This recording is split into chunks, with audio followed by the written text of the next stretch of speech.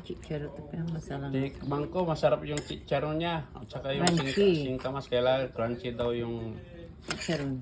chicharo. Sarap, yan na, plating na. Tignan ko yung plating mo. Ay, plating. Pero kung siglit niya. Ay, kasama.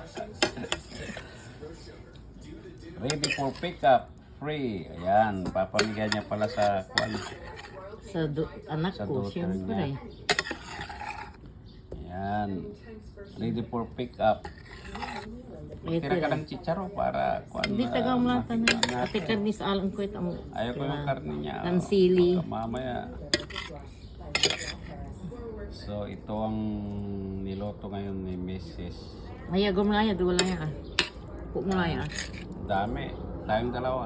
Ayoko na, gusto ko lang. Bigyan mo na ng maraming chicharo si Kwan. Nimiyamay namin. Ayan na.